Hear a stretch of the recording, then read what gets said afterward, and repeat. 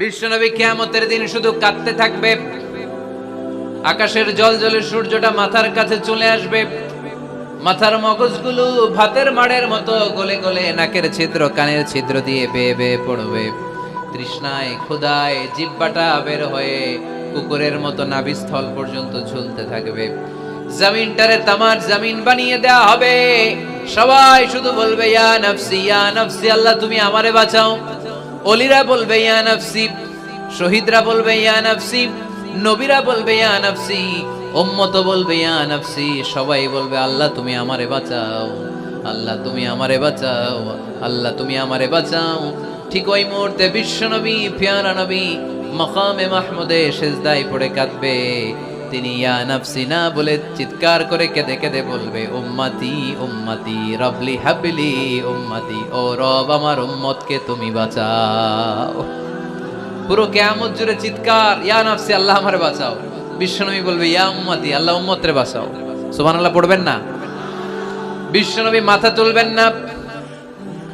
রব্বুল আলামিন সাইয়েদনা জিবরাইল আলাইহিস সালামকে পাঠাবেন, জিবরাইল যাও নবীকে জিজ্ঞেস করো ইয়া নবী আল্লাহি মা ইউবকি, কেন আপনি কাঁদেন? বিশ্বনবী মাথা তুলবেন না, সিজদারত অবস্থায় উত্তরে বলবেন উম্মতি উম্মতি, আল্লাহ আমার উম্মতের কি হবে আপনি বলেন, আমার উম্মতরে আপনি বাঁচান। সাইয়েদনা জিবরাইল এসে বলে ও মাবুদ আপনার নবী বলে উম্মতের কি হবে, উম্মতের কি হবে? আল্লাহ বলেন জিবরাইল আমার নবীরে যে বলো ইন্না সানুরদিকা ফি উম্মাতিক ফালা নাসু, আমি আমার নবীর দুনিয়ার বুকে যখন মন খারাপ ছিল তখন যেমনি মন ভালো করে দিয়েছি, আজকেও আমার নবীর উম্মতের ব্যাপারে এমন একটা ঘোষণা আমি দেব, এই ঘোষণা শুনে আমার নবী খুশি হয়ে যাবে। সারা দুনিয়াতে দুনিয়ার বুকে নবী যখনই পেরেশান, নবীর মন খারাপ, আমি যেমনি মন ভালো করে দিয়েছি, আজকেও এই কিয়ামতের ময়দানে নবীকে এমন ঘোষণা শোনাবো, এই ঘোষণা শুনে আমার নবী খুশি হয়ে যাবে। চিল্লায় পড়তে হবে আল্লাহু আকবার। আল্লাহ তখন বলবে নবী মাথা তুলেন, মাথা তুলেন, ইরফা রাসাক, নবী মাথা তুলেন, সাল তুতা, আপনার কান্না আমার সহ্য হয় না, সাল তুতা, যা চাবেন তাই দেব। ইশফা তুশাফা, যার ব্যাপারে আপনি আজকে সুপারিশ করবেন তার জন্য আমি সুপারিশ কবুল করে নেব। ওয়া সাউফা ইউতিকা রাব্বুকা ফাতারদা, নবী এমন এমন জিনিস আপনারে দেব আপনি খুশি হবেন। তারপরে নবী খুশি হবেন না, নবী অস্থির হয়ে থাকবেন আমাদের জন্য। একটা পতাকা নিয়ে আমাদের সবাইকে নিয়ে আমার নবী পেয়ারা নবী জান্নাতের দরজার মধ্যে একটা ধাক্কা দিবেন, পড়েন আল্লাহু আকবার। জান্নাতের রক্ষী ফেরেশতা বলবে মান আনতা, আপনি কে? বিশ্বনবী বলবেন আনা মুহাম্মদ, আমার নাম মুহাম্মদ সাল্লাল্লাহু। মুহাম্মদ শোনার পরে গার্ড অফ অনার দিয়ে বিশ্বনবীর জন্য জান্নাতের বিশাল দরজাগুলো খুলে দেয়া হবে। আর জান্নাতের ফেরেশতারা বলবে নবী গো, জান্নাত সৃষ্টির পর থেকে আজ পর্যন্ত আমরা দাঁড়িয়ে আছি, কবে আপনি জান্নাতে ধাক্কা মারবেন আর আপনার জন্য জান্নাতের দরজা খুলে দেব। আপনার আগে যেন কারো জন্য জান্নাতের দরজা খোলা না হয়, এ ব্যাপারে আমাদেরকে কঠোর নির্দেশনা দিয়েছে কে? বিশ্বনবী লক্ষ লক্ষ কোটি কোটি উম্মতে মুহাম্মাদীকে নিয়ে সেদিন জান্নাতের ভেতরে যখন ঢুকবেন তখন বিশ্বনবীর মনটারে খুশি করে দিবে কে? ওয়ালা সাউফা ইউতিকা রাব্বুকা ফাতারদা, নবী হে এমন এমন জিনিস আপনারে আমি দান করব, আপনি খুশি হয়ে যাবেন। তার মানে মন খারাপ হলে নবীর মন ভালো করে কে? জোরে বলতে হবে। আপনারা ঘুমায় গেছেন, ঘুম ধরছে, কষ্ট হচ্ছে, জিমায়ে পড়েছে মুসলমান, চিল্লায় পড়েন লিল্লাহে তাকবীর, লিল্লাহে তাকবীর, লিল্লাহে তাকবীর। এরপরে নবীর আল্লাহ স্মরণ করায় দিচ্ছেন আলাম ইয়াজিদিকা ইয়াতীমান ফাআওয়া ওয়া ওয়াজাদাকা দাল্লান ফাহাদা, নবী গো আমি কি আপনার ইয়াতিম পাই নাই, তারপরে আমি কি আপনার লালন পালনের ব্যবস্থা করি নাই? সুবহানাল্লাহ পড়েন। আমার নবী ইয়াতিম হয়ে বড় হয়েছে, জানেন? ইয়াতিম হয়ে লালিত পালিত হয়েছেন। তিনি যখন মায়ের পেটে বিশ্বনবীর বাবাকে নিয়ে গিয়ে তুলে নিয়েছে কে? 6 বছর বয়সে মাকে তুলে নিল কে? দাদা আব্দুল মুত্তালিবের কাছে লালিত পালিত হলেন। 8 বছর বয়সে দাদাকেও নিয়ে গেল কে? এরপরে ইয়াতিম নবী চাচার কাছে লালিত পালিত হলেন। সুবহানাল্লাহ পড়েন। এজন্য আল্লাহ বললেন আওয়া আলাম ইয়াজিদিকা ইয়াতীমান ফাআওয়া, নবী হে আমি কি আপনার ইয়াতিম পাই নাই, আর আপনারে কি আমি আপনার চাচার কাছে লালন পালনের ব্যবস্থা করে দেই নাই? তো এই ছোট্টবেলায় আপনি এতিম, আপনারা দেখার কেউ নাই, তখন যদি আমি আপনারা সাহায্য করতে পারি, ওই আল্লাহ এখনো আসি না নাই? বিপদের কালে আমার নবীরে সাহায্য করে উত্তরণের ব্যবস্থা করেছে যে, মুসলমানদের এই ক্রান্তি লগ্নে মুসলমানদের সংকট দূর করার জন্য আমার আল্লাহর রহমত আজও আছে না নাই? পরীক্ষা দিতে হবে, আমাদের পরীক্ষায় পাশ করতে হবে। ওয়ালা তাহিনু ওয়ালা তাহজানু ওয়া আনতুমুল আ'লাউনা ইন কুনতুম মুমিনিন। ভয় পেও না, নিরাশ হয়ো না, হতাশ হয়ো না, বিজয় তোমাদেরই হবে যদি মুমিন হও। চিল্লায় বলেন ঠিক কি না? আলাম ইয়াজিদকা ইয়াতীমান ফাআওয়া। নবী আপনার ইয়াতীম হিসেবে পেয়েছি, তখন আপনারে আশ্রয় দিয়েছি। তারপরে আল্লাহ বললেন ওয়াজাদাকা দাল্লান ফাহাদা। আপনারে আমি দল্লান হিসেবে পেয়েছি, তারপরে রাস্তা দেখিয়েছি। আপনি রাস্তা খুঁজছিলেন। দল্লুন শব্দের অর্থ গোমরা, পথহারা, কিন্তু রাসূল সাল্লাল্লাহু আলাইহি ওয়াসাল্লামের ক্ষেত্রে এই অর্থ করা যাবে না। আমার নবী গোমরা ছিলেন না, আমার নবী পথভ্রষ্ট ছিলেন না। যদিও অফিশিয়ালি আমার নবী 40 বছর বয়সে নবী হয়েছেন, কিন্তু 40 বছরের আগের জীবনীটাও আমাদের জন্য অনুপম আদর্শ আর নমুনা। চিল্লায় বলেন ঠিক কি না? 40 বছর আগেও নবী সত্য কথা বলতেন, 40 বছর আগে তিনি দান করতেন, নবী হওয়ার আগেও তিনি আত্মীয়দের সাথে সুসম্পর্ক রাখতেন, মানুষের বোঝা বইয়ে দিতেন। সত্য যেখানে বিপন্ন, সাহসী সৈনিক হয়ে বিশ্বনবী দাঁড়িয়ে যেতেন। চিল্লায় এখন ঠিক কি না? এজন্য আল্লাহ বলেন ওয়াজাদাকা দাল্লান ফাহাদা। নবী আপনি পথ খুঁজছিলেন, আমি আপনারে পথ দেখিয়েছি। আমাদেরকে পথ দেখায় কে? রাসূল সাল্লাল্লাহু আলাইহি ওয়াসাল্লাম মহাসত্যের অনুসন্ধান করছিলেন। দল্লান অর্থ এখানে পথহারা পথিকের মতো আপনি খুঁজছিলেন, কই যাবেন, ডানে না বায়ে। মাঝে মাঝে আমাদের এরকম হয় না, চুয়াডাঙ্গা থেকে কুষ্টিয়া কি এই রাস্তায় যায় না এইটাই যায়, বুঝতে পারতেছি না তো। অনেক রাতে যদি রওনা দেন, কেউ বলারও নাই, দেখা দেওয়ার মতো কেউ নাই, বাজার টাজার বন্ধ, মাঝে মাঝে আমরা ঝামেলায় পড়ে যাই। আমরা যারা বক্তা, আমরা ঝামেলায় পড়ি বেশি। অনেক রাতে রাতে বাড়িতে ফিরি, এই জেলা থেকে ওই জেলায়, রাত 3টার দিকে, লোক নাই, ডানে যাবো না বায়ে যাবো। পুলিশ ভাইরা মাঝে মাঝে সহায়তা করে, অনেক সময় পুলিশও নাই, তখন ভরসা একজনের উপর, তিনি কি? তো রাসূল সাল্লাল্লাহু আলাইহি ওয়াসাল্লাম সত্যের পথ খুঁজছিলেন, ডানে না বায়ে। আল্লাহ বললেন বায়ে না, ডানে যান। ফাহাদা, আল্লাহ হেদায়েতের রাস্তায় তুলে দিলেন। সুবহানাল্লাহ পড়েন। আমরা যদি পথ ভুলে যাই, আমাদের পথ দেখায় কে? সবাই বলেন আমাদের পথ দেখায় কে?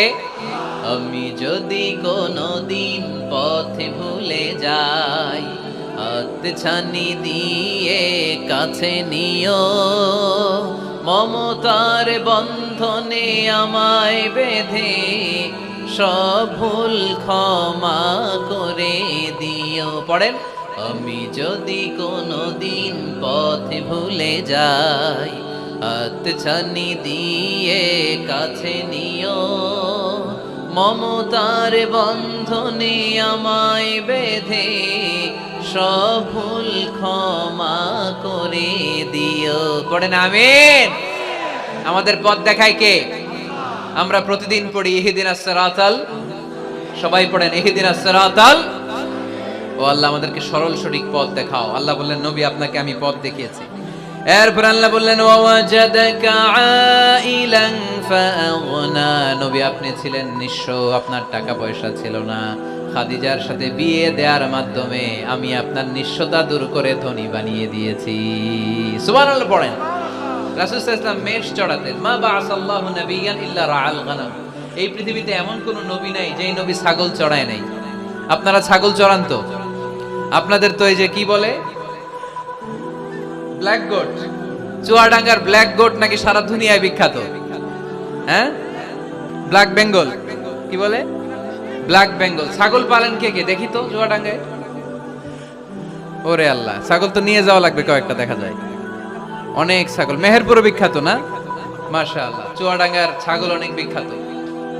তো সব নবীরা ছাগল ছড়িয়েছেন। বুখারীর বর্ণনা, মা বাআসাল্লাহু নাবিয়্যান ইল্লা রাআল গানাম। এই পৃথিবীতে এমন কোন নবী নাই যে নবী ছাগল চড়ায় নাই। বিশ্বনবী ছাগল চড়াতেন অল্প কিছু পারিশ্রমিকের বিনিময়ে। সুবহানাল্লাহ পড়েন। কারণ আমার নবী শিখিয়েছেন পরিশ্রমে লজ্জা নেই, লজ্জা অলসতায়। ঠিক কি না? পরিশ্রমে কোনো লজ্জা আছে? লজ্জা অলসতায়, ঠিক কি না? রাসূল সাল্লাল্লাহু আলাইহি ওয়াসাল্লামের টাকা পয়সা ছিল না। আম্মাজান খাদিজাতুল কুবরা রাদিয়াল্লাহু তাআলা আনহার সাথে যখন বিয়ে হলো, বিয়ের পরে এই ধনাঢ্য মহীয়সী নারী বললেন, ইয়া রাসূলুল্লাহ, আমার সম্পদের দরকার নাই, আমি আপনারে পেয়েছি, আপনারে পেয়ে আমি খুশি।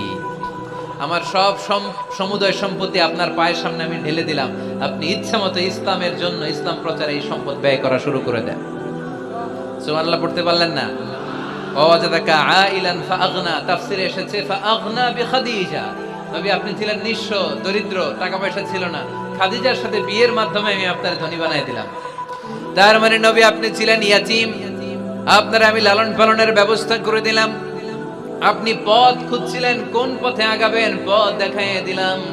আপনি নিঃস্ব ছিলেন, আমি আপনার লালন পালনের ব্যবস্থা করে দিলাম, পথ দেখাইয়ে দিলাম। আপনার টাকা পয়সা ছিল না, খাদিজার সাথে বিয়ের মাধ্যমে ধনী বানাইয়ে দিলাম। সুবহানাল্লাহ। নবীর মন খারাপ তো, নবীর মন ভালো করার চেষ্টা করতেছে। দেখেন বন্ধু বন্ধু রাগ ভাঙায় কি করে। ও নবী আপনি রাগ করেন কেন? ওই যে আপনি ছোটবেলায় কষ্টে ছিলেন, আমি তো ঠিক করে দিলাম সব। ও নবী আপনি পথ খুঁজতেছিলেন, বিপদে ছিলেন, আমি তো পথ দেখাই দিলাম। টাকা ছিল না, বিয়ের পরে টাকার ব্যবস্থা করে দিলাম। তো আপনার টেনশন কিসের? টেনশন তো আমি আল্লাহর। চিল্লায় বলেন ঠিক কি না? মুমিন কখনো টেনশন করে না। মুমিন তার সব কিছু ন্যস্ত করে দেয় একজনের উপর, তিনি কে? এবার বিশ্বনবীকে 3টা কর্মসূচির ঘোষণা দিয়ে আল্লাহ সূরাটা শেষ করবেন। কর্মসূচি 3টা শুনতে মনে চায়? এই কর্মসূচি 3টা পকেটে করে বাড়িতে নেওয়া যাবে? উত্তর হয় নাই, আওয়াজ হয় নাই। এই 3 কর্মসূচি নিয়ে আজকে বাড়িতে ফিরতে যাই, পারা যাবে? কর্মসূচি নাম্বার 1, আল্লাহ বলেন ফাআম্মাল ইয়াতীমা ফালা তাকহার। ও নবী কখনো ইতিমদেরকে আপনি তাড়িয়ে দেবেন না, ইতিমদের সাথে খারাপ আচরণ করবেন না। আপনাদের এলাকায় ইতিমখানা আছে নাকি? আছে? তরিক ভাইয়ের মাদ্রাসায় আছে ইতিম? আছে? মাশাআল্লাহ। তো এই যে ইতিমদের সাথে খারাপ আচরণ করতে নিষেধ করেছে কে? ফাআম্মাল ইয়াতীমা ফালা তাকহার। নবী ইতিমদের সাথে খারাপ আচরণ করবেন না, কারণ আপনি নিজেই ইতিম ছিলেন, ঠিক কি না? ইতিমদের সাথে আমরা ভালো আচরণ করব। ইতিমকে ভালোবাসা মানে নবীকে ভালোবাসা, কারণ আমার নবী ইতিম হয়ে বড় হয়েছেন। চিল্লায় বলেন ঠিক কি না? যারা ইতিমকে ভালোবাসে তাদেরকে ভালোবাসে কে? বিশ্বনবী ইতিমদের লালন পালনকারীদেরকে এত ভালোবাসতেন, যারা ইতিমদেরকে যত্ন নেয়, যারা ইতিমদেরকে লালন পালন করে, তাদের উদ্দেশ্যে বিশ্বনবী বললেন আনা ওয়া কাফিলুল ইয়াতীমি কাহাতাইন। আনা ওয়া কাফিলুল ইয়াতীমি কাহাতাইন। আমার 2টা আঙ্গুল দেখা যায়? সবাই দেখতে পাচ্ছেন? এই 2টা আঙ্গুলের মাঝখানে কি খুব গ্যাপ আছে নাকি? বেশি নাই। বিশ্বনবী বললেন আনা ওয়া কাফিলুল ইয়াতীমি কাহাতাইন। আমি এবং ইতিমের লালন পালনকারী কিয়ামতের দিন প্রতিবেশীর মতো এইভাবে কাছাকাছি একসাথে থাকবো। এজন্য ইতিমদের সাথে ভালো আচরণ করবেন। ইতিমদেরকে ঘাড় ধাক্কা দিয়ে বের করে দিবেন না। অনেকে আছে ইতিমদেরকে ঘাড় ধাক্কা দিয়ে বের করে দেয়, আছে না? নাই আছে না? আরাআইতাল্লাযী ইউকাযযিবু বিদ্দীন ফাযালিকাল্লাযী ইয়াদউল ইয়াতীম। কিছু লোক আছে যারা আখিরাতে বিশ্বাস করে না, জান্নাত জাহান্নামে বিশ্বাস করে না, তারা দ্বীনকে অস্বীকার করে, ইতিমকে ঘাড় ধাক্কা দিয়ে বের করে দেয়। বিশ্বনবী ইতিম হয়ে বড় হয়েছেন, তাই বিশ্বনবীকে প্রথম কর্মসূচি দিলেন ফাআম্মাল ইয়াতীমা ফালা তাকহার। নবী হে কখনো ইতিমকে ঘাড় ধাক্কা দিয়েন না, ইতিমকে ধমক দিয়েন না, ইতিমকে তাড়িয়ে দিবেন না। অনেকে আছে তাদের হৃদয় শক্ত, চোখ দিয়ে পানি নামে না। এরকম শক্ত হৃদয়ের মানুষ আছে না নাই? কান্না আসে না, হৃদয় নরম হয় না। এক সাহাবী এসে বললেন ইয়া রাসূলুল্লাহ, আমার হৃদয়টা বড় শক্ত, আমার কলবটা বড় শক্ত, আমার চোখ দিয়ে পানি নামে না, আমার হৃদয়টা আমি নরম করতে চাই, কি করে নরম করব? বিশ্বনবী বললেন হৃদয় নরম করতে চাও? ইরহামিল ইয়াতীম, ইতিমের প্রতি রহম দিল হও। ওয়ামসাহ রাসা, ইতিমের মাথায় হাত বুলিয়ে দাও। ওয়া আতঈমহু মিন তাআমিক, তুমি যা খাবে ওখান থেকে ইতিমরেও খাও। তালিনু কলবুক, তোমার হৃদয়টারে নরম করে দিবে কে? ওয়া তুদরাকু হাজাতুক, তোমার মনের নেক মাকাসেদ পূরণ করে দিবে কে? এজন্য মাঝে মাঝে একটু ইতিমখানায় যাবেন, ইতিমদের সাথে বসবেন, ওদেরকে একটু সদকা করবেন, দান সদকা করবেন, ওদেরকে খাওয়াবেন, ওদের মাথায় হাত বুলিয়ে দিবেন। আপনার হৃদয়টারে নরম করে দিবে কে? বাংলাদেশে কিছু লোক আছে ইতিমরে আদর করা তো দূরের কথা, ইতিমের মাল ডাল খেয়ে সব সাবার করে দেয়, এরকম আছে না নাই? ইতিমের সম্পদ খেয়ে ফেলে এরকম ডাকাইত আছে না নাই? ভাই মারা গিয়েছে, ভাতিজা আহা, মরার আগে ভাই তার আরেক ভাইকে সম্পদ দিয়ে গেল, আমার ছেলেটারে দেখো ইতিম, ছেলের তো কিছু দেয় নাই, ভাতিজার জন্য তো কিছু রাখেই নাই, সব খেয়ে শেষ করে ফেলছে, এরকম আছে না নাই? আল্লাহ বললেন খবরদার ইতিমের সম্পদ মেরে দিও না। এতিমের সম্পদ খেয়ে ফেলো না।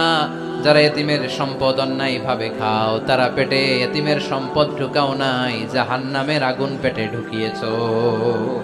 ঠিক কিনা? الذين يأكلون أموال اليتامى ظلما إنما يأكلون في بطونهم نارا وسيصلون سعيرا। যারা এতিমের সম্পদ অন্যায় ভাবে খায়, তারা এতিমের সম্পদ খায় নাই, খেয়েছে জাহান্নামের আগুন। কার কথা? আরো জোরে বলেন, কার কথা? এজন্য আমরা এতিমের সাথে খারাপ আচরণ করব না। চুয়াডাঙ্গার সম্পদশালী ভাইয়েরা এতিমের সাথে ভালো আচরণ করেন, এতিমের মাথায় হাত বুলিয়ে দেন, এতিমকে খাওয়ান। এতিমরে ভালোবাসা মানে আমার নবীরে ভালোবাসা, কারণ আমার নবী এতিম ছিলেন। ঠিক কিনা? প্রথম কর্মসূচি এতিমদের যত্ন নিও।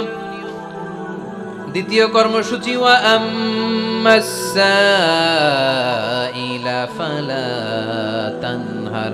নবী হে, 2 নাম্বার কর্মসূচি, ভিক্ষুককে ধমক দিয়ে কখনো তাড়িয়ে দিও না। সুবহানাল্লাহ পড়েন। ভিক্ষুককে তাড়িয়ে দেয়া যাবে? দিতে না পারলে, আপনার কাছে না থাকলে ভদ্রভাবে বলবেন ভাই নাই, কিন্তু ধমক দিবেন কোনোদিন? দরজায় এসে যদি দাঁড়ায়, কিছু টাকা দেন, কিছু চাইল দেন, 2টা ডিম দেন, ধমক দিবেন? ধমক দিবেন? আপনারা বাড়িওয়ালা বানাইছে কে? উত্তর দেন না কেন? বাড়িওয়ালা বানাইছে কে? ওকে ভিক্ষুক বানিয়েছে কে? ওকে বাড়িওয়ালা বানিয়ে আপনারও ভিক্ষুক বানাতে পারতো কে?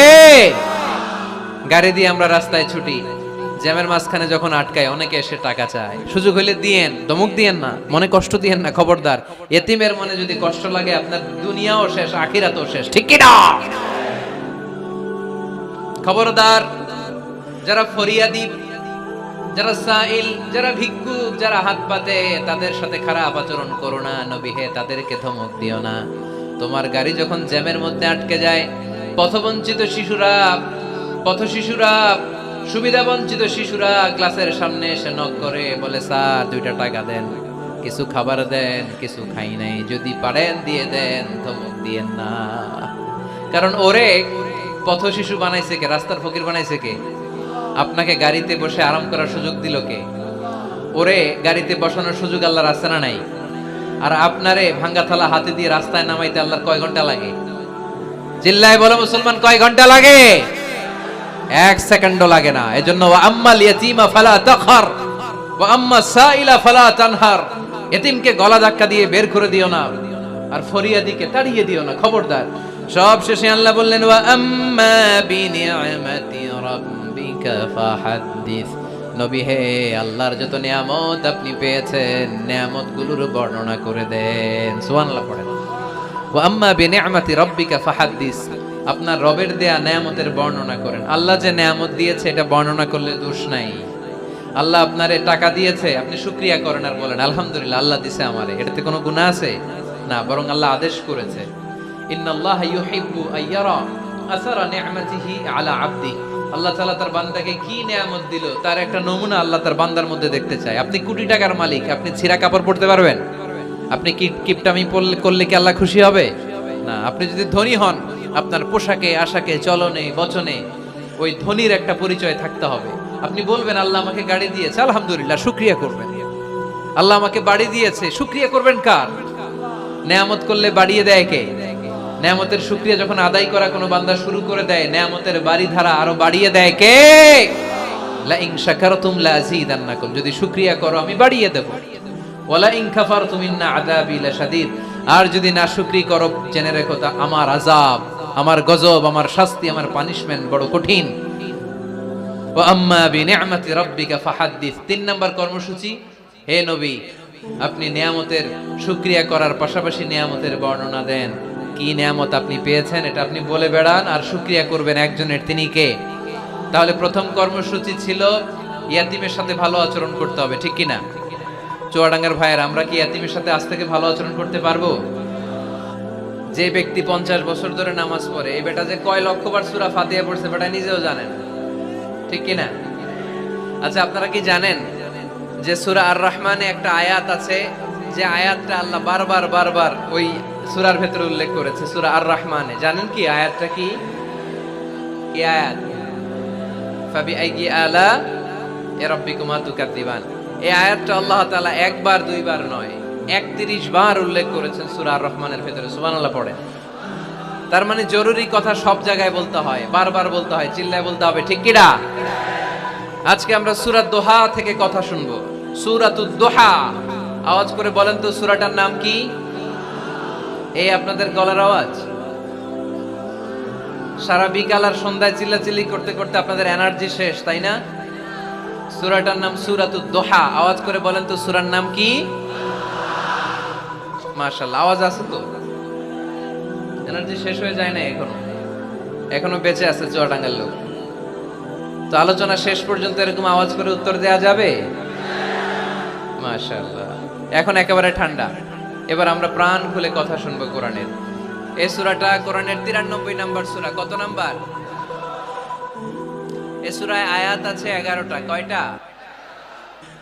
এই সূরাটা মাক্কি সূরা। কি সূরা? মাশাআল্লাহ। আমি সবসময় বলি, যেহেতু লক্ষ লক্ষ মানুষের গ্যাদারিং, আমরা যদি ক্লাসের মতো করে প্রশ্ন করি, উত্তর করি, তাহলে আপনাদের মনে থাকবে, কিছু মেসেজ নিয়ে যেতে পারবেন। এই জন্য কষ্ট হলেও শেষ পর্যন্ত উত্তর দেওয়া যাবে বাঘের বাচ্চার মতো চিল্লায়া ইনশাআল্লাহ। তাহলে আমি প্রশ্ন করি, উত্তর দেন। আওয়াজ করে বলেন তো সূরাটার নাম কি? কত নাম্বার সূরা? আয়াত সংখ্যা কত? সূরাটা মাদানী সূরা। কি সূরা? মাশাআল্লাহ, মনে রাখছেন তো দেখি। এই সূরাটা একটা আশা জাগা নিয়ে সূরা। হতাশ ব্যক্তিদের জন্য এই সূরায় মেডিসিন আছে, প্রেসক্রিপশন আছে, আছে রেমেডি। এই সূরার সেন্ট্রাল থিম বা কেন্দ্রীয় আলোচ্য বিষয় হচ্ছে মুমিন কখনো হতাশ হয় না, মুমিন কখনো নিরাশ হয় না, মুমিন কখনো হাল ছেড়ে দেয় না, মুমিন ভরসা রাখে একজনের উপর। চিল্লায় বলতে হবে, তিনি কে? লা তাইয়াসু মির রাউহিল্লাহ, ইন্নাহু লা ইয়াইয়াসু মির রাউহিল্লাহি ইল্লাল কওমুল কাফিরুন। সাইয়েদনা ইয়াকুব আলাইহিস সালাম তার ছেলেদেরকে বলেছিলেন, কলিজার টুকরা, আমার বাছাধনেরা, আল্লাহর রহমত থেকে নিরাশ হয়ো না। আল্লাহর দয়া, কৃপা, করুণা, মার্সি, ব্লেসিংস এন্ড বাউন্টিজ থেকে নিরাশ হয়ো না। কাফেররা ছাড়া আল্লাহর রহমত থেকে কেউ নিরাশ হয় না। মুমিন কখনো আল্লাহর রহমত থেকে নিরাশ হয় না। হ্যাঁ, মুমিনের জীবনে বিপদ আসে, ক্রাইসিস আসে, সংকট আসে। বিপদ নাই, সমস্যা নাই, পেরেশানি নাই, এরকম জীবন কারো আছে?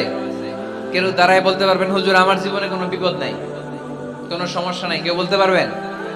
বিপদ, পরীক্ষা আল্লাহ আমাদেরকে দেয় পরীক্ষা করবার জন্য, ঠিক কি না? বিপদ আল্লাহ আমাদেরকে দেয় আমাদের কোমরগুলোকে সোজা করবার জন্য, আমাদের পায়ের নিচের মাটিকে শক্ত করবার জন্য, প্রতিকূল পরিবেশে নিজের অবস্থানকে শক্তভাবে জানান দেওয়ার জন্য। চিল্লায় বলেন, ঠিক কি না? এজন্য যারা হতাশ, যারা নিরাশ, যারা টেন্সড, ফ্রাস্ট্রেটেড পিপল, হতাশদের জন্য এই সূরায় আছে আশা, আশার বাণী, আলোর বাণী। কারণ দোহা মানে আলো। দোহা মানে কি? আলো কথাটা শুনতেই লাগে ভালো, ঠিক কি না? আলো বললেই কেমন ভাল লাগে না? কারণ আশার আলো, এটা সম্ভাবনার আলো। অন্ধকার দেখলে বাচ্চারা ভয় পায়, আলো দেখলে বাচ্চারা ভয় পায়। এজন্য আমরা অন্ধকার চাই না, আমরা চাই আলোর পথ। এই কোরআন এসেছে আমাদেরকে আলোকিত করতে, ঠিক কি না? আল্লাহ রাসূল সাল্লাল্লাহু আলাইহি ওয়াসাল্লামের খুব মন খারাপ, তিনি খুব বিচলিত, তিনি খুব পেরেশান। আল্লাহ রাসূল সাল্লাল্লাহু আলাইহি ওয়াসাল্লামের পেরেশানি দূর করার জন্য সান্ত্বনার বাণী হিসেবে আল্লাহ তাআলা এই সূরাটা আল্লাহ রাসূলের জন্য ডেডিকেট করে নাজিল করেছেন। চিল্লায় পড়েন সুবহানাল্লাহ। আর আল্লাহ বুঝাতে চেয়েছেন, আমার নবীকে আমি যেভাবে পেরেশানি দূর করেছি, সাহায্য করেছি, মুমিনদের জীবনেও আমি আল্লাহর পক্ষ থেকে সাহায্য আছে না নাই? এজন্য আমরা কখনো হতাশ হব না। এই মেসেজটা যদি বাড়িতে আজকে নিয়ে যেতে পারো চুয়াডাঙ্গার ছেলেরা। অনেকে হতাশ, ব্যক্তি জীবনে, পেশাগত জীবনে, পারিবারিক জীবনে হতাশ, চাকরি হয় না, ব্যবসায় মন্দা। যাদের ব্যবসা মন্দা, এই শাহিদুজ্জামান টরিক ভাইয়ের সাথে দেখা করবো। সফল ব্যবসায়ী, বাংলাদেশ কাঁপায়, এখন সিঙ্গাপুর কাঁপাইতেছে। তো তোমরা ওনাকে ধরবা টাইট করে, যে ভাই কিভাবে আপনি সফল হলেন, শোনান আপনার সফল হওয়ার গল্প। How to succeed in life, কিভাবে ব্যবসায় সফল হতে হয়, কিভাবে আইকন হতে হয়। শহীদ ভাইয়ের কাছ থেকে চুয়াডাঙ্গার ছেলেরা জেনে নিবা। মুমিন কখনো হতাশ হয় না। আজকের মাহফিল থেকে এতটুকু যদি এই জনসমুদ্র থেকে আমরা বাসায় নিয়ে যেতে পারি, যে আমরা কখনো হতাশ হব না, আমরা নিরাশ হব না, শেষ নিঃশ্বাস থাকা পর্যন্ত আমরা হাল ছেড়ে দিব না। আমরা ভরসা রাখবো সব সময় একজনের উপর, চিল্লায় বলতে হবে তিনি কে? Every time you feel like you cannot go, you feel so lost that you are so alone. Every time you feel like you cannot go on, you feel so lost that you are so alone. Don't despair and never lose hope, 'cause Allah is always by your side. Inshallah, পড়েন, Inshallah, Inshallah, you'll find your way. Inshallah, Inshallah, Inshallah, you'll find your way. পড়েন আল্লাহু আকবার। আমরা কখনো নিরাশ হই না, আমরা হতাশ হই না, আমরা ভরসা রাখি একজনের উপর, তিনি কে? আমরা জানি রাত যত গভীর হয় অন্ধকার তমানিসা ভেদ করে সুবহে সাদিক হয়। আমরা জানি গর্ভবতী নারীর যেদিন পেটের ব্যথা বেদনা বাড়তে থাকে ওই দিন নতুন মেহমান আগমনের সময় ঘনাতে থাকে। আমরা জানি বিশ্বাসীদের জীবনে কষ্ট, দুঃখ, যন্ত্রণা, পরীক্ষা যত বাড়তে থাকে সুখের দিন কাছে আসতে থাকে। চিল্লায় বলো ঠিক কিনা? এজন্য আমরা হতাশ হব না, হাল ছেড়ে দিব না। শেষ নিঃশ্বাস ত্যাগ করা পর্যন্ত আমরা ভরসা রাখবো একজনের উপর, তিনি কে? আল্লাহ রাসূল সাল্লাল্লাহু আলাইহি ওয়াসাল্লাম হতাশ হলেন, পেরেশান হলেন। নবীর পেরেশানি দূর করার জন্য আল্লাহ তাআলা এই সূরাটা নাজিল করেছে। সুবহানাল্লাহ পড়ে। তাহলে এই সূরার কেন্দ্রীয় আলোচ্য বিষয় কি? এটা কি চুয়াডাঙ্গাবাসীদের কাছে ক্লিয়ার? Clear clear clear. এবার আমরা শুনবো এই সূরার একটা ব্যাকগ্রাউন্ড আছে, কোন প্রেক্ষাপটে এই সূরা নাজিল হলো। আল্লাহ রাসূল সাল্লাল্লাহু আলাইহি ওয়াসাল্লামকে আল্লাহ বললেন, ইয়া আইয়ুহার রাসূলু বাল্লিগ মা উনজিলা ইলাইক। নবী, কোরআনে যা নাজিল করেছি সব আপনি পৌঁছে দিন, কিছু গোপন রাখা যাবে না। এই কোরআনের কোনো কিছু বিশ্বনবী গোপন রেখেছে? সবাই বলেন না কেন, গোপন রেখেছে নাকি সব প্রচার করে দিয়েছে? সব প্রচার করে দিয়েছে। হঠাৎ করে হেরা গুহায় বিশ্বনবীর কাছে নাজিল হলো, ইকরা বিসমি রাব্বিকাল্লাযী খালাক, খালাকাল ইনসানা মিন আলাক, ইকরা ওয়া রাব্বুকাল আকরামুল্লাযী আল্লামা বিল কলম, আল্লামাল ইনসানা মা লাম ইয়ালাম। পড়েন সুবহানাল্লাহ। আল্লাহ নাজিল করলেন, নবী পড়ো, তোমার প্রভুর নামে যিনি সৃষ্টি করেছেন, তুমি যা জানতে না তা তোমার রব তোমারে শিখিয়েছেন, কলমের মাধ্যমে তোমাদেরকে জ্ঞান দিয়েছেন। সুবহানাল্লাহ। ইকরা বিসমি রাব্বিকাল্লাযী খালাক, read in the name of your lord who has created. পড়ো তোমার প্রভুর নামে। কোরআনের প্রথম বাণী পড়ো। কোরআনের প্রথম বাণী কি? সবাই বলেন, প্রথম বাণী কি? আল কোরআনের প্রথম বাণী পড়ো, আল হাদিসে নবীর কথা পড়ো। আল কোরআনের প্রথম বাণী পড়ো, আল হাদিসে নবীর কথা পড়ো। পড়ে পড়ে শেখো, শিখে শিখে তুমি তোমার নিজের জীবন গড়ো। সুবহানাল্লাহ। পড়ে পড়ে পড়ে নিজের জীবন গড়তে হবে। নাজিল হলো ইকরা বিসমি রাব্বিকাল্লাযী খালাক, যা নাজিল হলো নবী প্রচার করে দিলেন। এরপরে আরেক সূরা নাজিল হলো, ইয়া আইয়ুহাল মুযাম্মিল কুমিল লাইলা ইল্লা কালিলা, বিশ্বনবী প্রচার করে দিলেন। এরপরে নাজিল হলো, ইয়া আইয়ুহাল মুদ্দাসসির কুম ফাআনজির, বিশ্বনবী প্রচার করে দিলেন। যাই প্রচার নাজিল হয় তাই তিনি প্রচার করে দেন, যাই নাজিল হয় তাই তিনি প্রচার করে দেন। এরকম চলতে থাকলো কিছুদিন, কিন্তু হঠাৎ করে আর কোনো কোরআনের আয়াত নাজিল হয় না, ওহী আসা বন্ধ হয়ে গেল। ফলে নবীও নতুন কোনো কথা মক্কার লোকদেরকে শোনাতে পারে না। মক্কার লোকেরা বলল, ঘটনা কি মুহাম্মদ? নতুন নতুন আয়াত এতদিন বলতো, এখন বলো না কেন? বলো। বিশ্বনবী বলতে পারে না, কারণ বিশ্বনবী কি মন গড়া কোনো কথা বলে? সবাই যদি বুঝে থাকেন উত্তর দেন, বিশ্বনবী কি মন গড়া কথা কোনোদিন বলেছে? রব্বুল আলামিন বলেন, ওয়ামা ইয়ানতিকু আনিল হাওয়া ইন হুয়া ইল্লা ওয়াহয়ুন ইউহা। আমার নবী মন গড়া কোনো কথা বলেন না। আমার পয়গম্বর মন মস্তিষ্ক কোনো প্রসূত কথা তোমাদের কাছে পেশ করে না। আকাশ থেকে জিব্রাইল মারফত যা তিনি শুনতে পান তা তিনি মক্কাবাসীদের কাছে পৌঁছে দেন। সুবহানাল্লাহ। তো নাজিল হতো, নবী পৌঁছে দিতেন। এখন বন্ধ, পৌঁছাতে পারে না। সাইয়েদনা জিব্রাইল আলাইহিস সালাম আর কোরআন নিয়ে আসে না। রাসূল সাল্লাল্লাহু আলাইহি ওয়াসাল্লাম নতুন কোনো কথা শোনাতেও পারে না। মক্কার লোকেরা হাসাহাসি শুরু করলো, হাততালি দিতে শুরু করলো। মুহাম্মদ, তোমার আল্লাহ তোমারে বর্জন করেছে, তোমার আল্লাহ তোমারে ভুলে গেছে। নাউজুবিল্লাহ পড়তে পারলেন না? ইন্না মুহাম্মাদান ওয়াদাআহু রাব্বুহু ওয়া ক্বালা। এই মক্কার লোকেরা শোনো, মুহাম্মদের রব তো মুহাম্মদের ভুলে গেছে, মুহাম্মদের দিকে ফিরেও তাকায় না, আর নতুন কোন আয়াত পাঠায় না। আবু লাহাবের স্ত্রী উম্মে জামিল বলতে শুরু করলো, ইন্না শাইতানাকা কাদ তারাক। মুহাম্মদ, তোমার কাছে যে একটা শয়তান আসতো জিব্রাইল নামে, ওই শয়তানটা আর আসে না। না, নাউজুবিল্লাহ পড়েন। সবাই টিটকারি করে। এখন রাসূল সাল্লাল্লাহু আলাইহি ওয়াসাল্লাম কিছু বলতেও পারে না, কারণ তিনি তো মন গড়া কিছু বলেন না, যা নাজিল হয় তা পৌঁছে দেন। রাসূল সাল্লাল্লাহু আলাইহি ওয়াসাল্লাম খুব পেরেশান হয়ে গেলেন, চিন্তায় পড়ে গেলেন, হতাশ হয়ে গেলেন। আর মনে মনে ভাবলেন, কি রে, আমি কোনো ভুল করলাম না তো? আমার কোনো অন্যায় হয়ে গেল না তো? এত অপেক্ষা করতেছি, আকাশের দিকে তাকিয়ে আছি, নতুন আয়াত আসে না কেন? আমি কবে নতুন আয়াত শোনাবো? কোন তাফসিরে এসেছে 15 দিন, কোথাও এসেছে 25 দিন, 40 দিন, কোথাও এসেছে কয়েক মাস। আল্লাহ রাসূল সাল্লাল্লাহু আলাইহি ওয়াসাল্লামের কাছে কোরআনের আয়াত নাজিল করাকে বন্ধ রেখেছিল কে? নাজিল হয় না, তিনি কোরআনের আয়াত শোনাতেও পারেন না। আমরাও মাঝে মাঝে এরকম হতাশ হই, কি রে, ব্যবসা করলে লস, চাকরি হয় না, অসুস্থতা, মনে হয় আল্লাহ বোধহয় আমাদেরকে পছন্দ করে না। এরকম টেনশন আমাদেরও আছে না নাই? রাসূল সাল্লাল্লাহু আলাইহি ওয়াসাল্লাম যখন টেনশনে পড়ে গেলেন, আল্লাহ তাআলা এই সূরা নাজিল করার মধ্য দিয়ে আল্লাহ রাসূল সাল্লাল্লাহু আলাইহি ওয়াসাল্লামের টেনশন দূর করে দিলেন। চিল্লায় পড়েন সুবহানাল্লাহ। রাসূল সাল্লাল্লাহু আলাইহি ওয়াসাল্লামের পেরেশানি দূর করার জন্য আল্লাহ নাজিল করলেন, ওয়াদ-দুহা ওয়াল লাইলি ইযা সাজা মা ওয়াদ্দাআকা রাব্বুকা ওয়া মা ক্বালা। ওয়াদ-দুহা, আলোর শপথ, ওয়াল লাইলি ইযা সাজা, নিঝুম নিস্তব্ধ রাতের শপথ। সুবহানাল্লাহ পড়েন। প্রথমে আল্লাহ দুইটা কসম কাটলেন। কয়টা?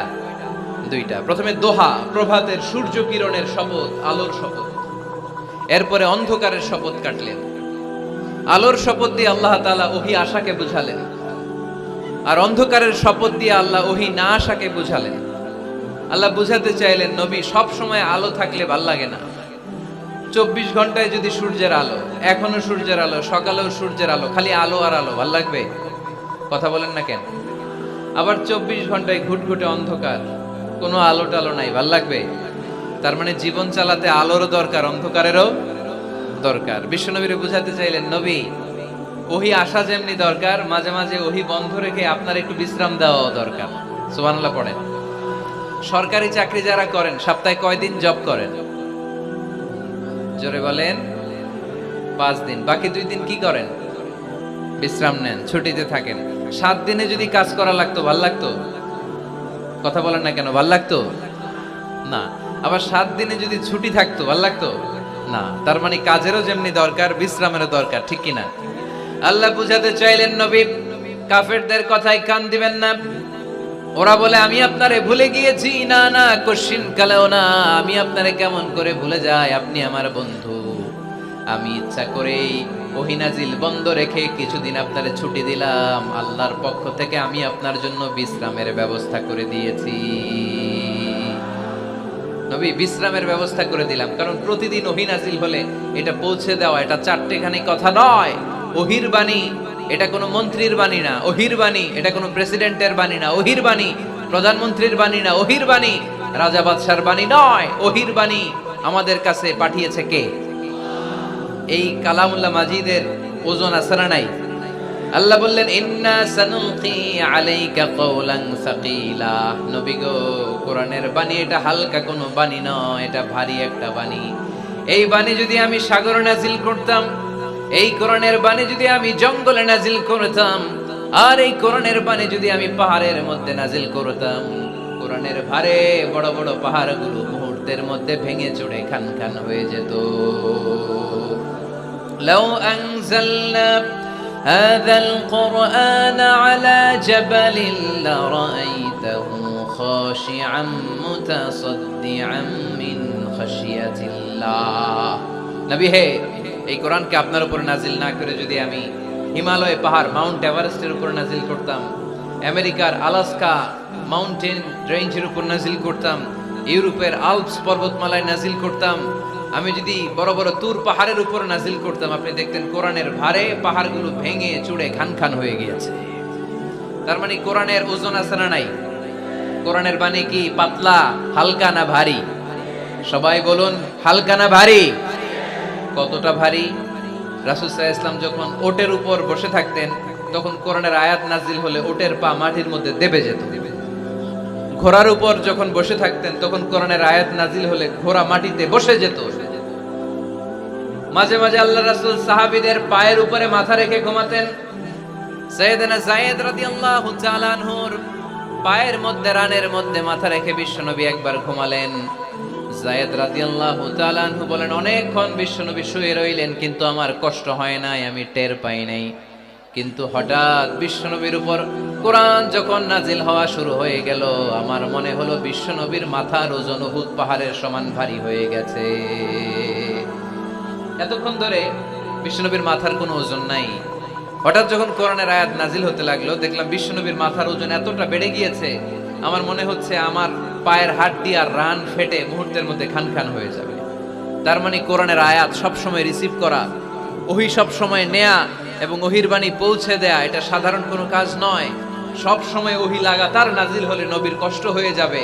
এজন্য নবীর কষ্ট দূর করার জন্য সরকারি চাকরি যারা করেন যেমনি ছুটি পান, নবীকে একটু ছুটি আর বিশ্রামে রাখার জন্য আল্লাহ তাআলা ইচ্ছা করেই ওহী নাজিল বন্ধ রেখেছেন। চিল্লায়ে পড়েন সুবহানাল্লাহ। এজন্য আল্লাহ তাআলা নবীরে আশ্বস্ত করে বললেন, নবী ওয়াদ-দুহা ওয়াল-লাইলি ইযা সাজা মা ওয়াদ্দা'আকা রাব্বুকা ওয়া মা ক্বালা ওয়ালাল আখিরাতু খায়রুল লাকা মিনাল উলা ওয়ালাসাউফা ইউ'তিকা রাব্বুকা ফাতারদা। পড়েন আল্লাহু আকবার। সূরার শুরুতে আল্লাহ শপথ কাটলেন দুইটা। কয়টা? সবাই বলেন, আরো জোরে বলতে হবে, কয়টা? তাহলে শপথের পর্ব শেষ। শপথ যখন শেষ, তারপরের তিনটি আয়াতে কনফার্মেশন। আল্লাহ তাআলা তার নবীকে কনফার্ম করেছেন যে নবী আমি আপনার সাথে আছি, নবী আমি আপনার সাথে আছি। এই এলাকার ওসি সাহেব যদি আপনারে বলে আমি আপনার সাথে আছি, সাহস লাগবে না? এসপি সাহেব যদি বলে আপনার সাথে আছি, সাহস লাগবে না? এমপি সাহেব যদি বলে সাথে আছি, সাহস লাগবে? প্রধানমন্ত্রী যদি বলে ভয় নাই, সাথে আছি, সাহস লাগবে না? ডোনাল্ড ট্রাম্প যদি বলে ভয় নাই, সাথে আছি, সাহস লাগবে? আর রাজাদিরাজ মালিকুল আমলাক, গোটা বিশ্বের সব রাজাদের রাজা মহারাজা আল্লাহ যদি বলে সাথে আছি, সাহস লাগে কি লাগে না? বিশ্ব নবীরে সাহস যোগালেন। পরের তিনটা আয়াতে আল্লাহ তাআলা নবীরে বললেন, নবী ভয় নাই, never lose hope, never give up, never be frustrated, আর হতাশ হবেন না, আমি আপনার সাথে আছি। চিল্লায় পড়েন সুবহানাল্লাহ। তারপরের তিন আয়াতে দিলেন তিনটা রিমাইন্ডার, নবী আপনারে কি কি নিয়ামত দিছি শোনেন, এগুলো মনে রাখেন, ভুলে যায়েন না। আর সর্বশেষ তিনটা আয়াতে তিনটা ওয়ার্ক প্ল্যানস, মানে গাইডলাইন, কর্মসূচি দিয়ে আল্লাহ সূরাটারে শেষ করেছেন। পড়েন আলহামদুলিল্লাহ। দুইবার যখন আল্লাহ শপথ করলেন, আলোর শপথ, অন্ধকারের শপথ, তারপরে আল্লাহ কনফার্মেশন করে বললেন, নবী মা ওয়াদ্দা'আকা রাব্বুকা ওয়া মা ক্বালা, নবী হে আমি আপনারে ভুলি নাই, আমি আপনারে ছাড়ি নাই।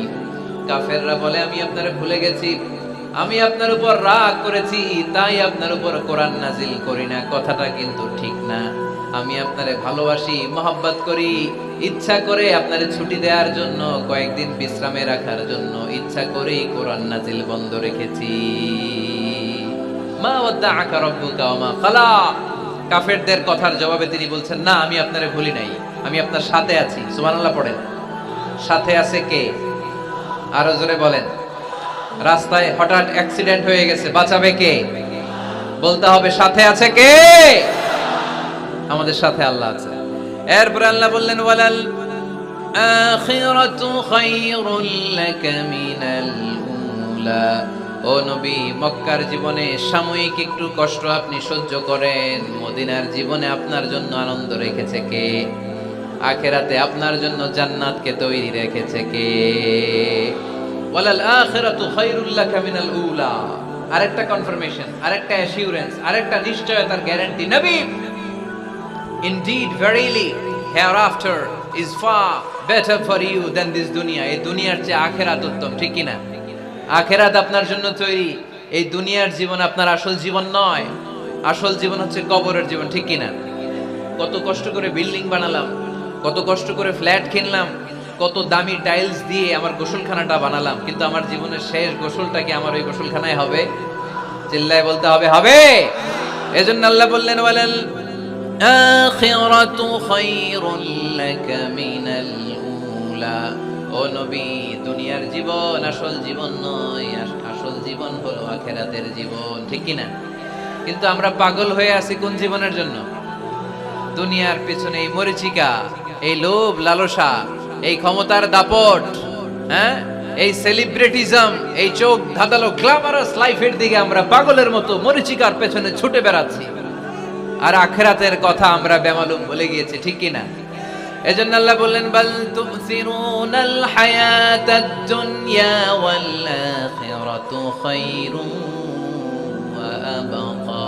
তোমরা দুনিয়ার জীবনকে বড্ড বেশি প্রাধান্য দাও, কিন্তু জেনে রেখো, মনে রেখো, দুনিয়া আসল নয়, আসল ঠিকানা হলো মুমিনের আখিরাত।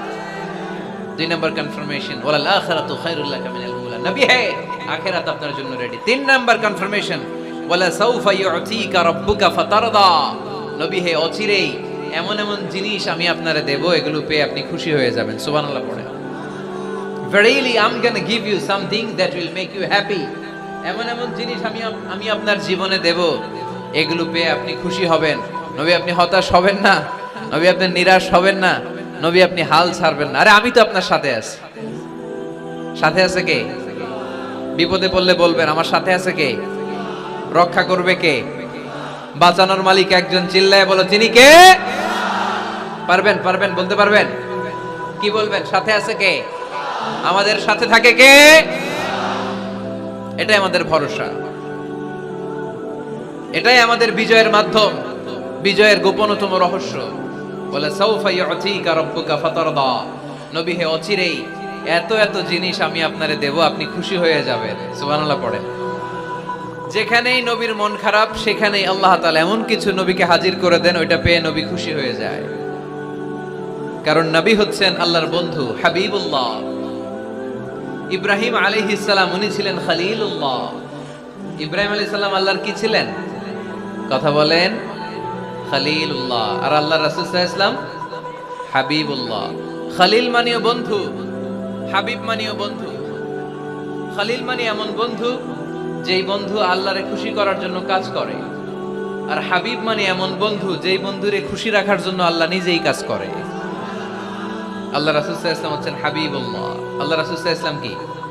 হাবিবুল্লাহ। যেখানেই আল্লাহ রাসূল সাল্লাল্লাহু আলাইহি ওয়াসাল্লামের মন খারাপ, আল্লাহ রাসূল সাল্লাল্লাহু আলাইহি ওয়াসাল্লামের মন ভালো করে দেয় কে?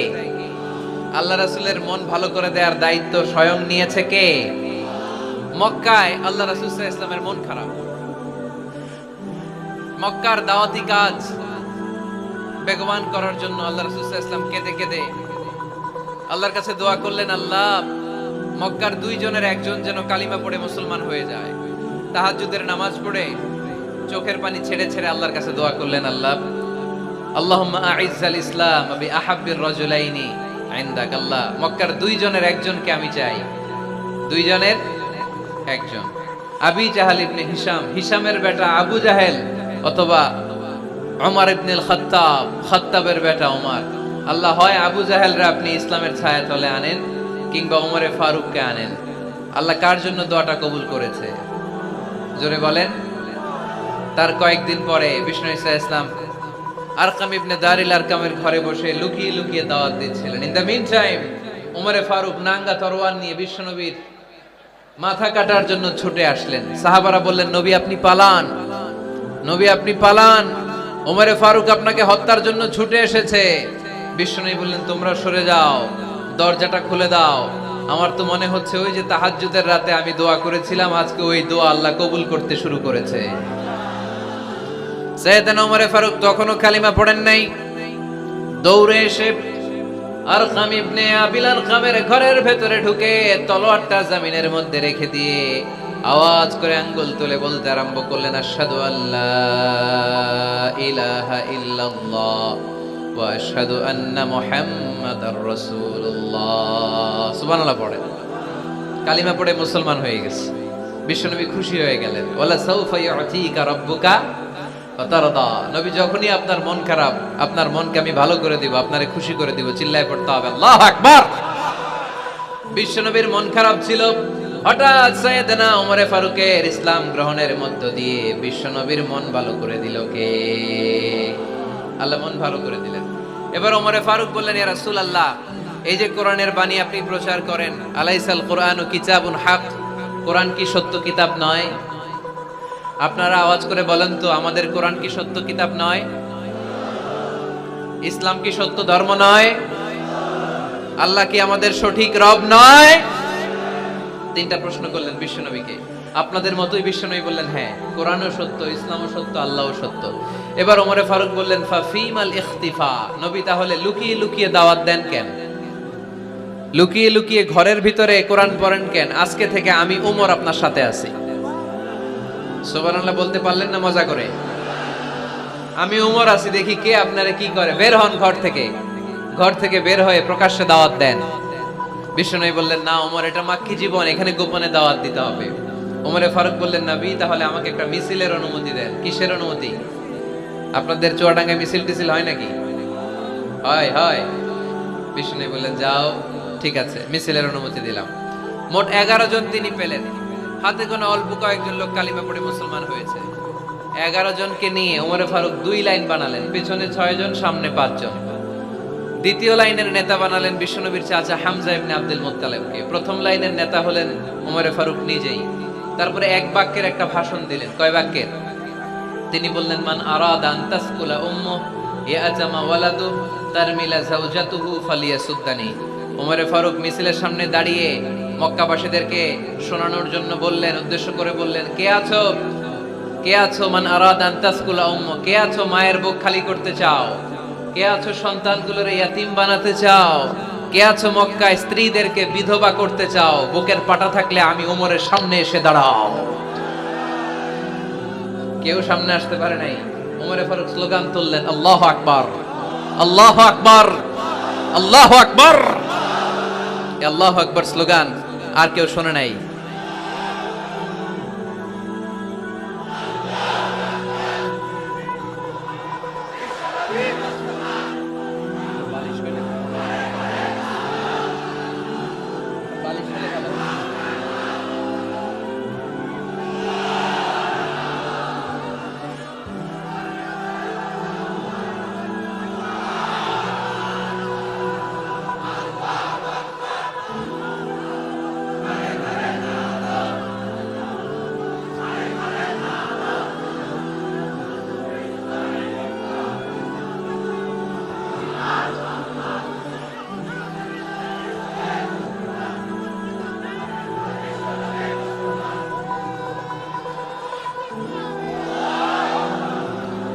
ওমরে ফারুক বললেন, কে আছো মায়ের বুক খালি করতে চাও? কে আছো সন্তানগুলোর ইয়াতিম বানাতে চাও? কে আছো স্ত্রীকে বিধবা বানাতে চাও? ফালিয়া সুদ্দানি, বুকের পাটা থাকলে সামনে এসে ঠেকাও। এই আল্লাহু আকবার স্লোগান শুরু করলেন। ওমরে ফারুক বললেন, কাবা ঘর যে ধরবো, কাবা ঘর ধরার আগ পর্যন্ত কেউ ওমরের মিছিল থামাতে পারবে? হঠাৎ মিছিল শুনে আবু জাহেল বের হয়ে এলো, উতবা, শাইবা, ওয়ালিদ ইবনে মুগীরা, সব নেতা খেতারা বের হয়ে আসলো। এসেই দেখে মিছিলের সামনে ওমর। মিছিলের সামনে কে? ওমরে ফারুককে দেখে সবগুলা দিছে দৌড়। মিছিল কেউ ঠেকাইতে পারে নাই। কাবার গিলাফ পর্যন্ত এই মিছিল চলেছে। চিল্লায় বলো আল্লাহু আকবার। ওমরে ফারুক এমন নেতা ছিলেন, শুধু আবু জাহেলই না, মুনাফিকরা ওমরে ফারুককে দেখলে ভয় পেত। এমনকি শয়তান, ইবলিস শয়তান ওমরে ফারুককে দেখলে আরেক রাস্তা দিয়ে হাঁটতো। আল্লাহ রাসূল বলতেন, মা সালাকা শাইতান সালিকান ফাজ্জান ইল্লা সালাকা ফাজ্জান গায়রা ফাজ্জিক। ওমর, শয়তান যদি তোমাকে এই রাস্তা দিয়ে আসতে দেখে, শয়তান এই রাস্তা রেখে দিয়ে আরেক রাস্তা দিয়ে হাঁটে। আবার আল্লাহ রাসূল সাল্লাল্লাহু আলাইহি ওয়াসাল্লাম বলেছেন, লা নাবিয়্যা বা'দি ওয়ালা রাসূলা, আমার পরে কোনো নবীও নাই, কোনো রাসূলও নাই। তবে লাউ কানা বা'দি নাবিয়্যুন লাকানা উমর, আমার পরে যদি নবী হওয়ার যোগ্যতা কারো থাকে, আমার সাহাবী ওমরের সেই যোগ্যতা আছে। পড়েন সুবহানাল্লাহ। প্রভু তুমি বলেছো রাসূল দেবে না, বলনি দেবে না ওমর, বলনি দেবে না হামজা তারি খালিদ বিজয় সম। প্রভু তুমি বলেছ রাসূল দেবে না, বলনি দেবে না ওমর, বলনি দেবে না হামজা তারি খালিদ বিজয় সম। প্রভু তুমি বলেছ রাসূল দেবে না। সুবহানাল্লাহ পড়েন। ওমরে ফারুক, ওরকম একটা ওমরের দরকার বাংলাদেশে, চিল্লায় বলেন ঠিক কিনা?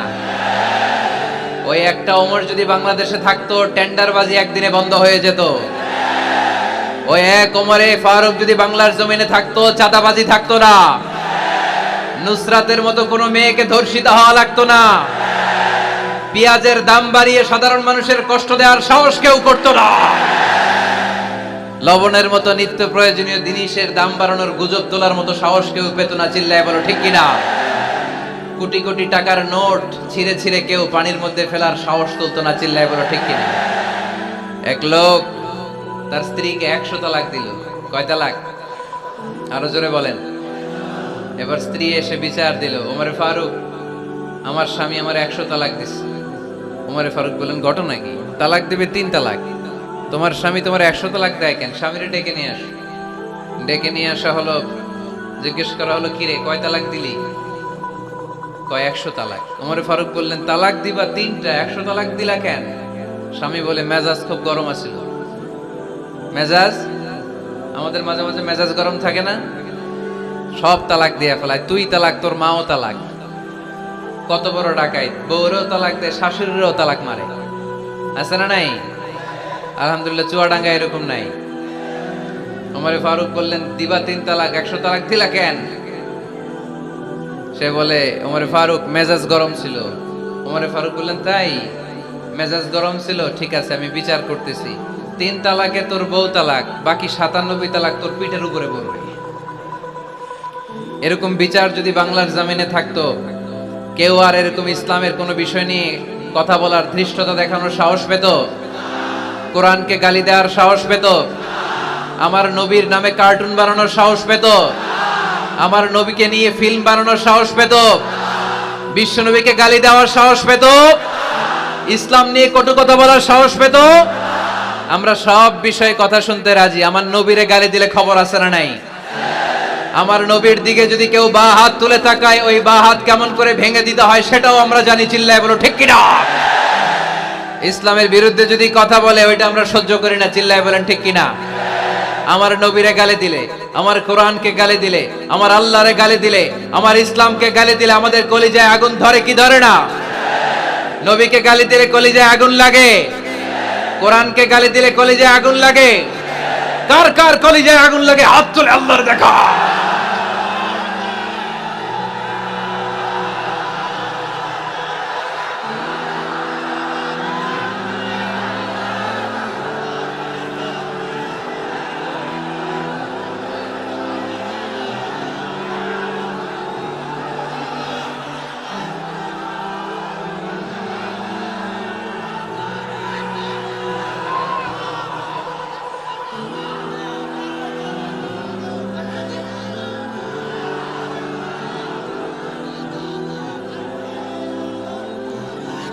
আমাদের এই উচ্ছ্বাস আল্লাহ রাসূলের ভালোবাসা, কোরআনের ভালোবাসা, ইসলামের ভালোবাসা, আল্লাহর জন্য ভালোবাসার এই উচ্ছ্বাস, এই সতেজতাকে আল্লাহ তুমি ইসলামের বিজয়ের জন্য কবুল করে নাও।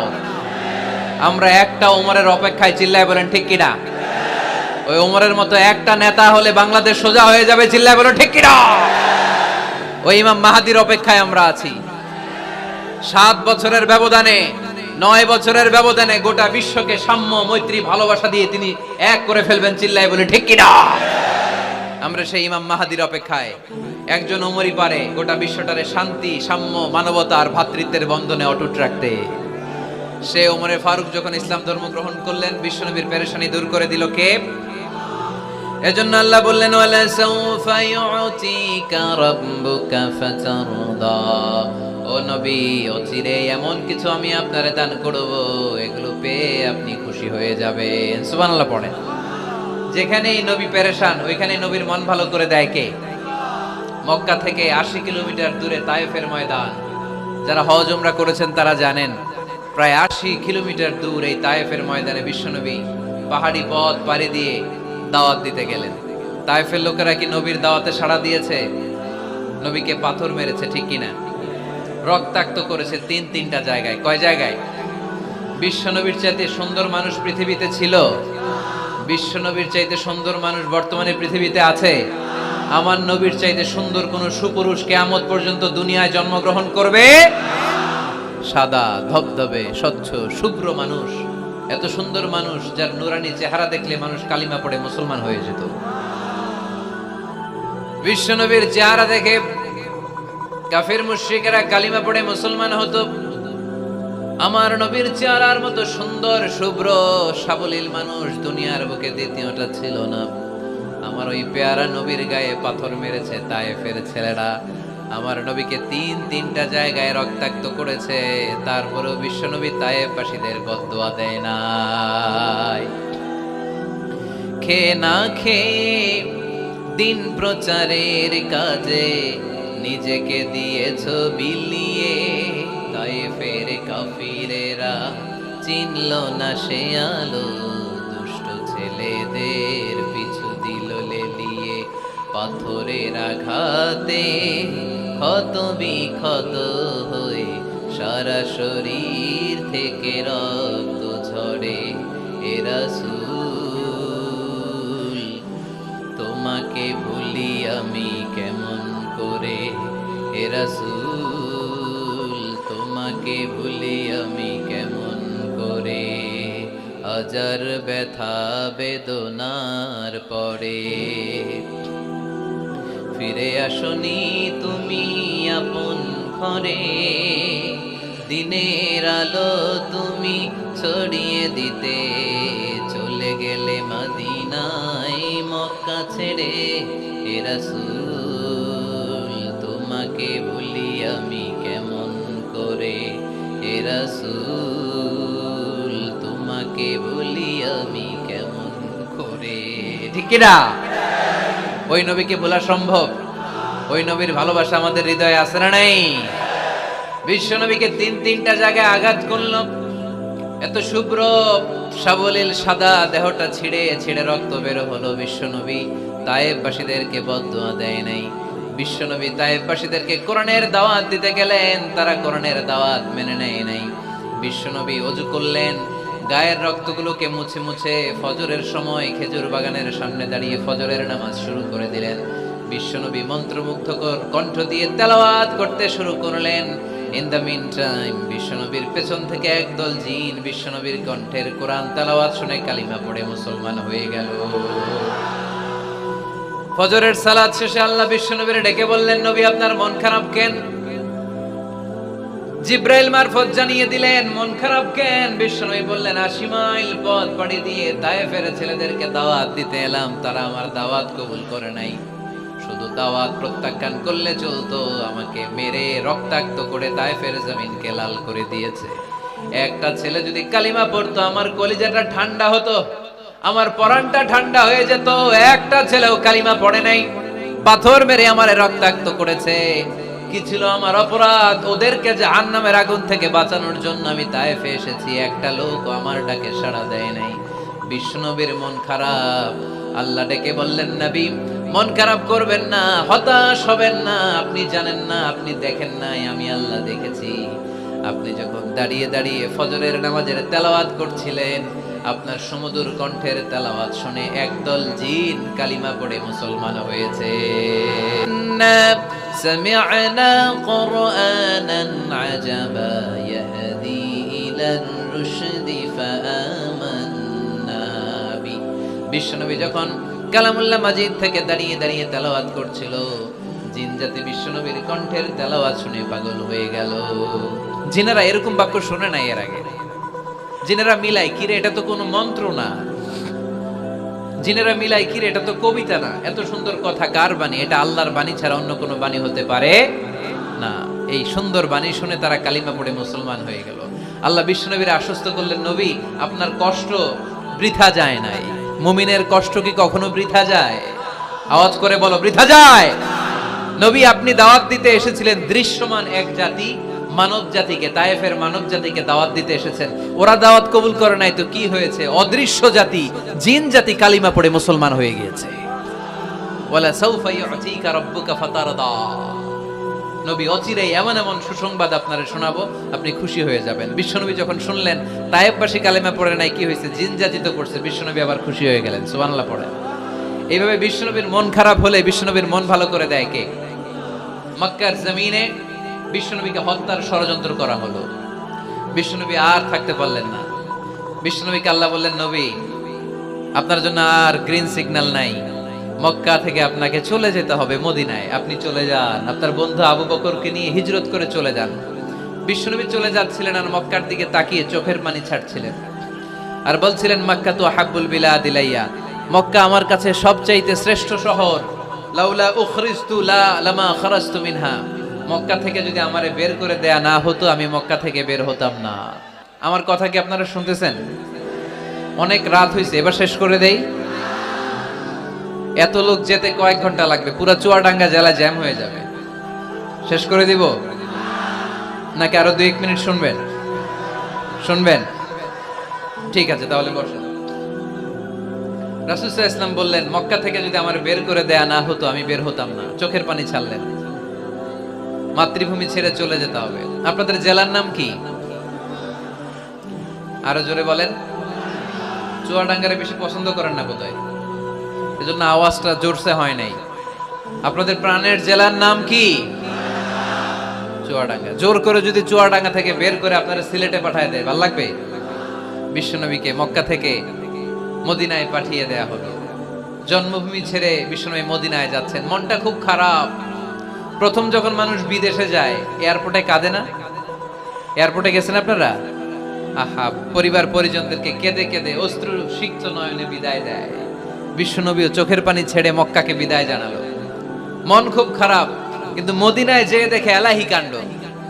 মদিনার উপকণ্ঠে সানিয়াতুল ওয়াদা নামক জায়গায় আবাল বৃদ্ধ বনিতা দফ বাজিয়ে বাজিয়ে বিশ্বনবীরে ওয়েলকাম করতে শুরু করলো। তলাআল বাদরু আলাইনা মিন সানিয়াতিল ওয়াদা ওয়াজাবা শুকরু আলাইনা মাদআ লিল্লাহি দা আইয়ুহাল মাবউসু ফিনা جئت من أمر المطاع جئت شرفت المدينة مرحبا يا خير دا যারা পারেন পড়েন।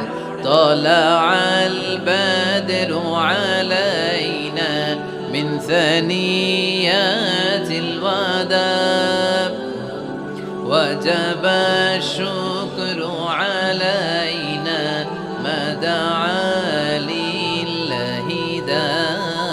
পড়েন না আল্লাহু আকবার।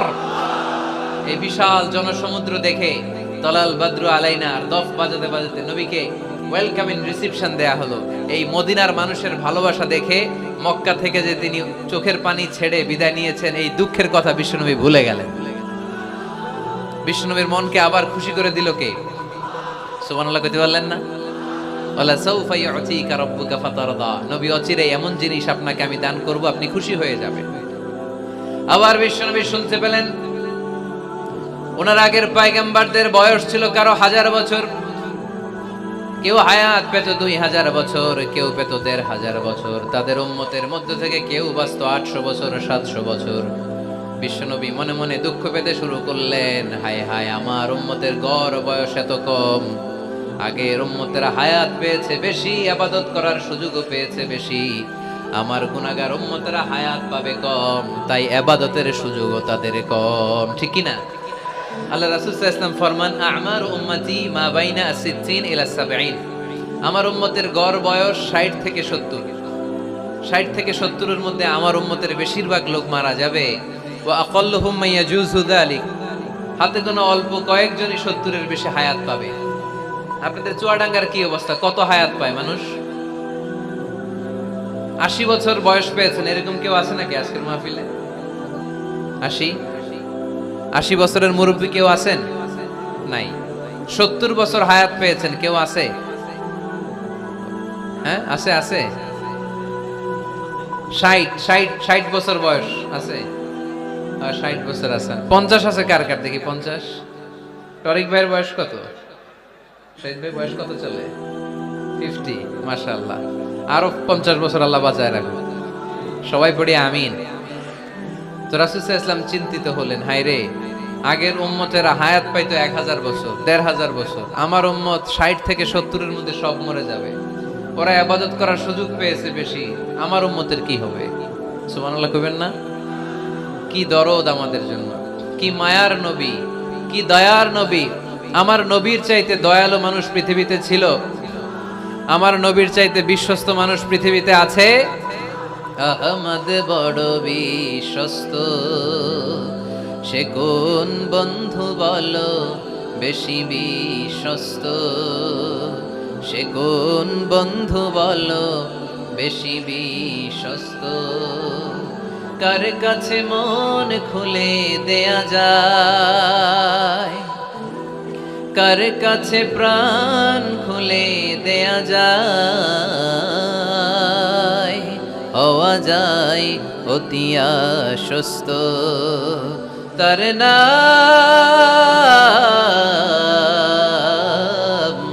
আহমদ বড় বিশ্বস্ত। সুবহানাল্লাহ পড়েন। আমার নবীর চাইতে বিশ্বস্ত আর কেউ আছে? আমার নবীর চাইতে দিলদরিয়া আর কেউ আছে? আমার নবীর চাইতে দয়ালু কোন মানুষ পৃথিবীর জমিনে আছে?